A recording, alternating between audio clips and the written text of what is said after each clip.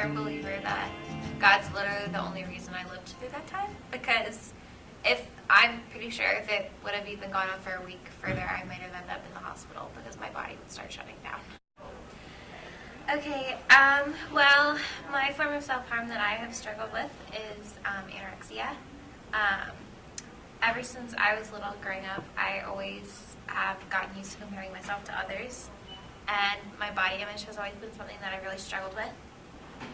And starting in my sophomore year, I began to be bullied for 2 years, and through that bullying, I got called so many names. I got called fat and ugly and like unworthy and like you shouldn't even be living right now and all this stuff. And I just, getting told that every day, you start to believe it. And I was already prone to beating myself up about my body. So my way of controlling everything that was going on was I gradually started to eat less and less. I had friends and stuff, but I never really told people my backstory until I met you, and you told me how you had struggled with an eating disorder, and that really, I had never met anybody who had had an eating disorder before, and I was like, wow, this girl loves God.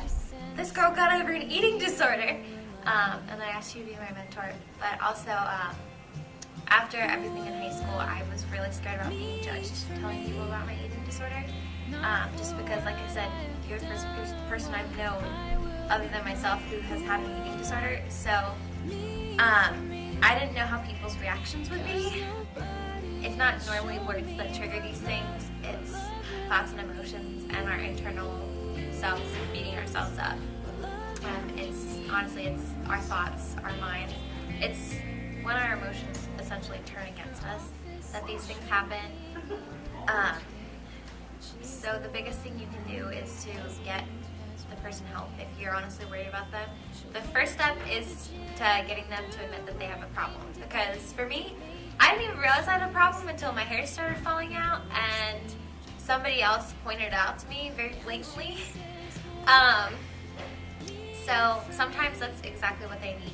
And people suffering from self-harm, you don't have to walk on eggshells when you're trying to tell them that they have a problem. You don't have to be like, sweetie, I think you have a problem. No, be blunt. Say, listen, you have a problem. You need help. I'm getting you help. I'm driving you to the counseling center in an hour. Something like that. And like I said, a lot of times you need professional help. I would personally recommend a Christian counselor. I didn't have the opportunity to go to a Christian counselor, but I did enjoy my counselor that I went to. She really helped me. You've asked me, okay, God created your body and it's good enough for him. Why do you not think it's good enough? Stuff like that. And that really convicts me because I'm like, in a way, that's kind of putting my opinion above God's. Mostly I turn to my Bible and I talk to my friends about my struggles. I can just shoot any of my friends a text message and be like, okay, so I've really been comparing myself to these girls, and I'm bigger than them, and they're prettier than me, and they're skinnier than me, and every time, no fail, they're like, girl, what are you talking about? You are loved, you are cherished, this is how God made you, like, don't even go there right now. And every single time that, like, gives me a little kick, because I'm like, oh, well, I guess they're right, you know, because we are made in God's image, so, like, when it's put that way, nobody should ever see themselves as ugly. So that's how I go. I also pray a lot too, because to me, that's like my personal demon. It comes in the form of doubting my body and like constantly obsessing about what I eat. So I pray for God to like cast out that demon. Also, my mentor is a great help. She's been through the same thing. She's been through, well, no case of self-harm is ever the same, but she has also struggled with an eating disorder. And that is awesome because she definitely holds me accountable, which is one of the main things I think helped me recover from my self-harm addiction. Because if you don't have people holding you accountable, nobody will realize if you relapse unless if you tell them. So accountability is a big thing. I through struggling with the recovery phase, I've realized that my big trigger is the scale. If I weigh myself too much, I become obsessive about that number. I've realized that is definitely not an effective means of helping myself, making sure I'm at a healthy weight. Yeah, because that will just trigger everything again. Also, something that doesn't really help, if you're a family member that has another family member going through an eating disorder, don't just sit them down and tell them that what you're doing isn't right. That doesn't really trigger anything emotionally for us.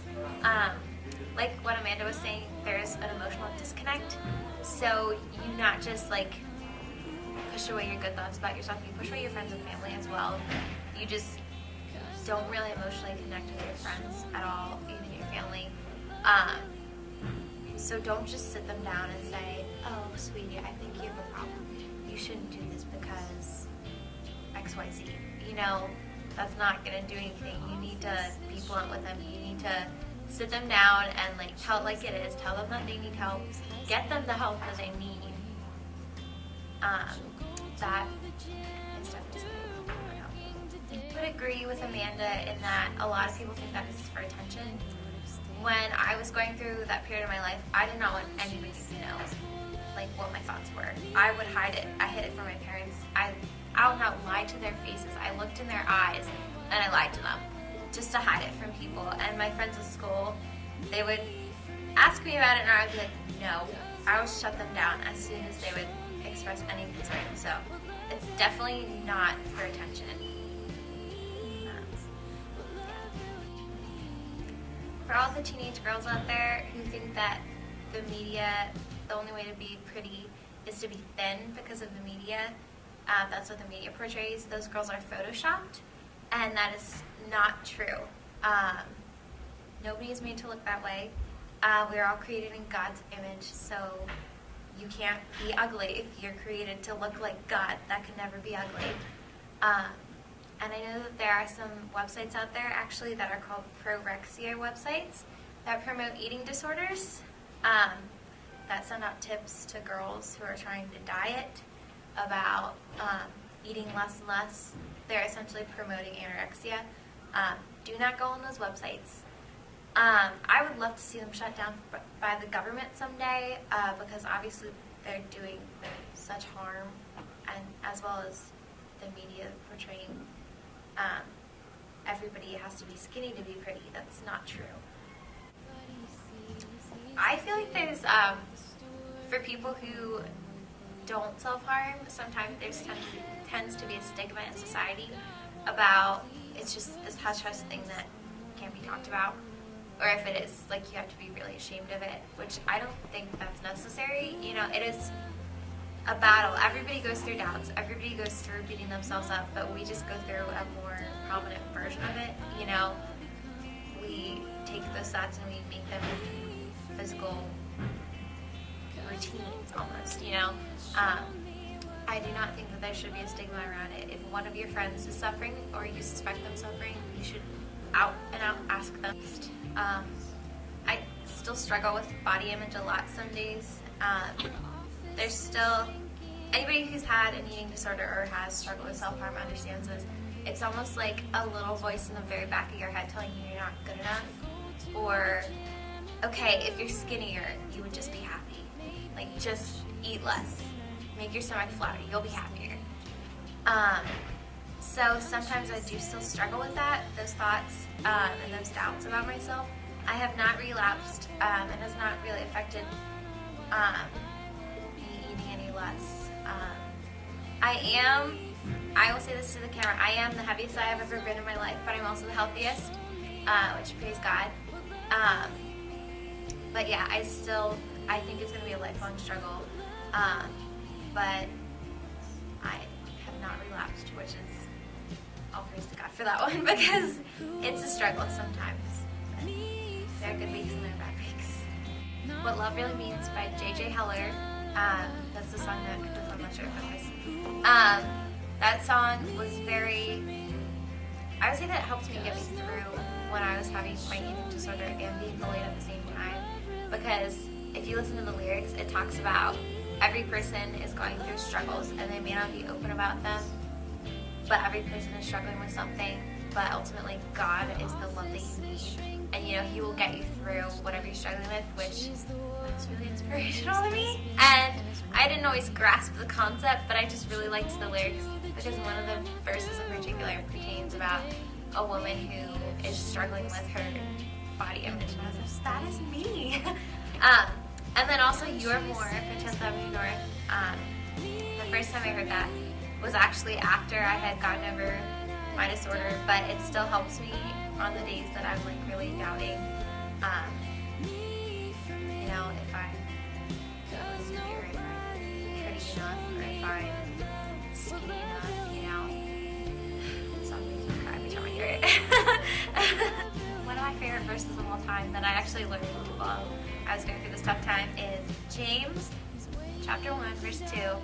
Consider it pure joy, my brothers and sisters, whenever you face trials of many kinds, because you know that the testing of your faith produces perseverance.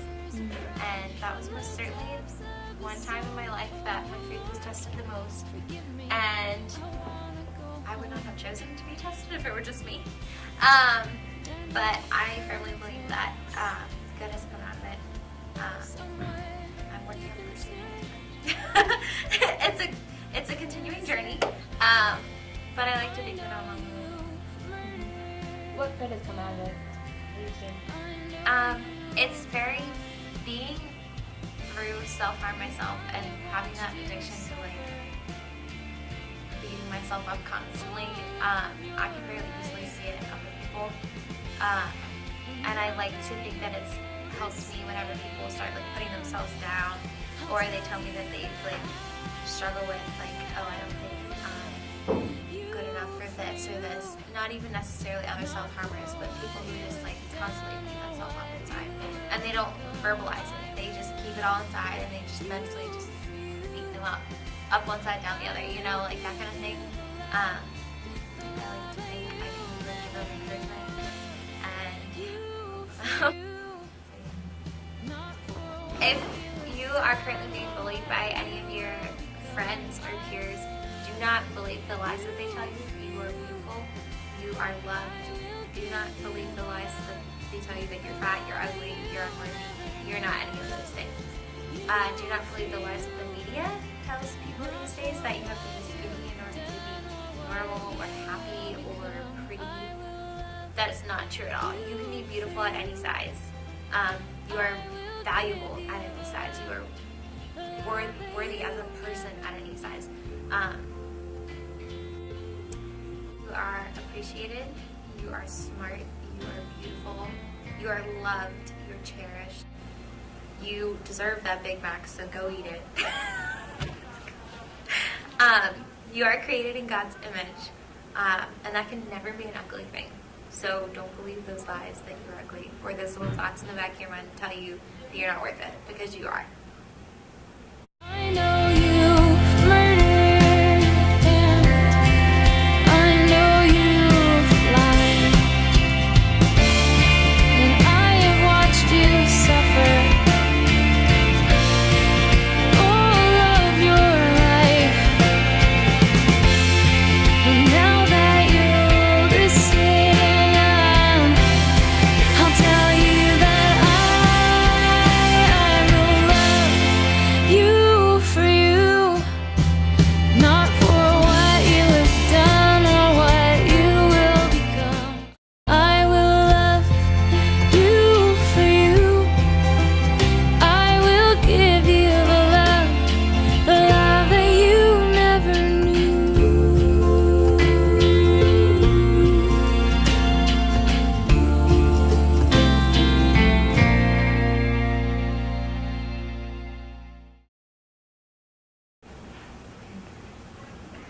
Is it okay that I said I'm back? Okay. It was you. Okay. It was great. Now, I don't think that legally would do anything. That's trademark. Now, that's only if you show it. Trust me, I've researched copyright law. If it's an offhand remark, it's not. It's, great. It's not a violation of Yeah. anything. Brought to you by Pepsi, Dr. Pepper, Dunkin' Donuts. Yeah, exactly. Oh boy, I can contact Dr. Pepper and Pepsi. Like, hey! This filming fueled by caffeine. And my coffee pot. Starbucks and Dunkin' Chews and everything I had in the last 24 hours.